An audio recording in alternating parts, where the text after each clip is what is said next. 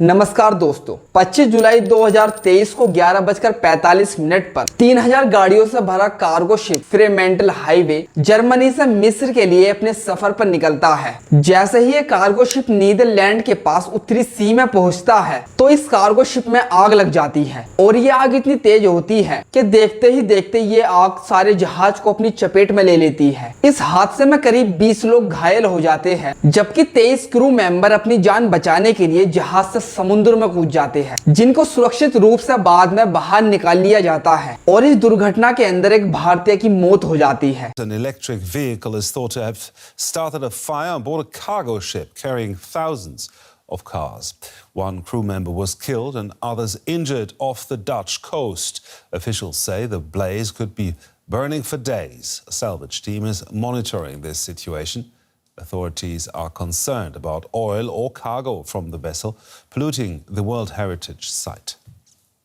1 अगस्त 2023 को एक्सपर्ट की team Fremantle highway जहाज पर जाती है और पता लगाती है कि आखिर शिप पर आखिर कितनी आग लगी है और जहाज का रडर ठीक से काम कर रहा है या नहीं। 2 अगस्त 2023 के रात को हवा तेज हो जाती है और लहरें बड़ी बड़ी दूर तक फैल जाती है। ऐसी स्थिति में बचाव दल के लिए जहाज को समुद्र के बाहर निकालना कठिन हो जाता है। तेज हवा के चलते आखिर शिप को पानी से बाहर कैसे निकाले, फिर भी किसी तरह आग पर काबू पा लिया जाता है और सभी कार्स को एक दूसरे कार्गो शिप के अंदर ट्रांसफर किया जाता है। आइए दोस्तों, पहले कार्गो वर्ड को समझे। 1650 के दशक में स्पेनिश लोगों ने इस कार्गो वर्ड का इस्तेमाल किया, जिसका मतलब होता है जहाज पर लदा हुआ माल, और ट्रेडिशनल स्पेनिश में इस जहाज को कार्गो या फिर कार्गो शिप कहा जाता है। मालवाहक जहाज आमतौर पर किसी भी तरह से इस्तेमाल किए जा सकते हैं। किसी देश के अंदर से माल को लाना हो या फिर किसी देश के अंदर माल को भेजना हो,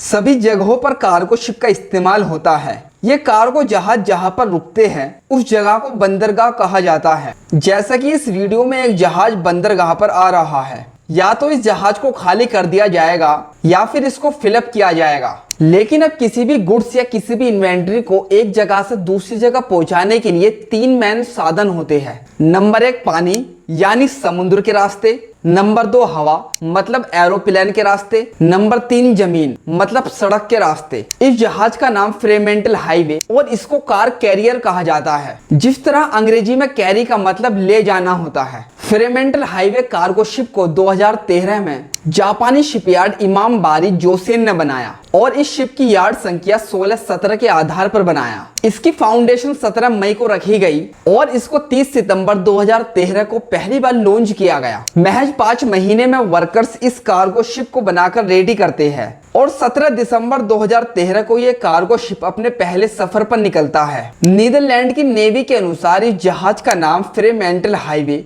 जिसका साइज 199 मीटर और फीट में लगभग 652 फीट लंबाई और जहाज का वजन करीब 18,500 टन है। इसकी मैक्सिमम कैपेसिटी 4,000 कारों को ले जाने की है। ये जहाज 12,240 किलोवाट के साथ 2 स्टोक 8 सिलेंडर डीजल इंजन से ऑपरेट होता है। इंजन प्रोपेलर पर काम करता है। प्रोपेलर ऐसे मशीन को कहते हैं जो किसी वाहन पर लगा हो और उसे आगे धकेलने का काम करे। इस कार्गो शिप में लगभग 3,000 गाड़ियों को ले जाया जा रहा था। उसी दौरान नॉर्थन आइसलैंड ऑफ अमलैंड से करीब 17 मील की दूरी पर अचानक आग लग गई। ये अमलैंड नीदरलैंड की सीमा में आता है। बताया जा रहा है कि ये आग शॉर्ट सर्किट की वजह से लगी और ये शॉर्ट सर्किट इलेक्ट्रिक कार की वजह से हुआ और ये 3,000 कार्स धुआंधार जल जाती है। कंपनी के रिप्रेजेंटेटिव ने कंफर्म किया कि कार्गो शिप में BMW और मिनी कारें थी और लगभग 300 मर्सिडीज वाहन थे। एक लाइफ सेविंग बोट के कैप्टन पुर्तगाली ब्रॉडकास्टर ने बताया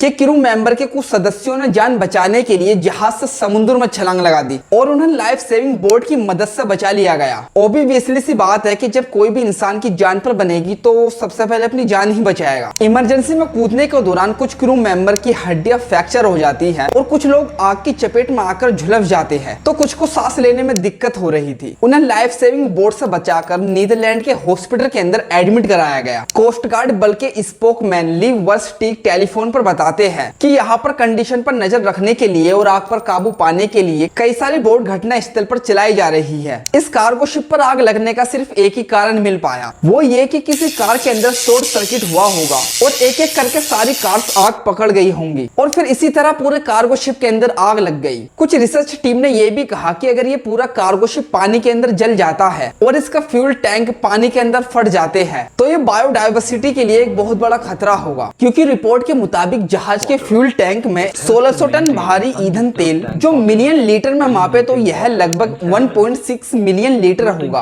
और 200 टन समुद्री डीजल तेल था। जर्मन मिनिस्ट्री ऑफ एनवायरनमेंट के अनुसार जहाज डूबने पर एनवायरनमेंट के लिए एक बहुत बड़ा रिस्क होगा, क्योंकि अमेलैंड, नीदरलैंड, डेनमार्क और जर्मनी तक फैले वार्डेन सागर के एरिया में 1000 से अधिक स्पीसीज रहती है, इसलिए ये एनवायरनमेंट के लिए एक बहुत बड़ा रिस्क होगा। दोस्तों, अगर आपको ऐसे ही इंफॉर्मेटिव वीडियो देखनी है तो इन वीडियो पर क्लिक कीजिए और वीडियो देखिए।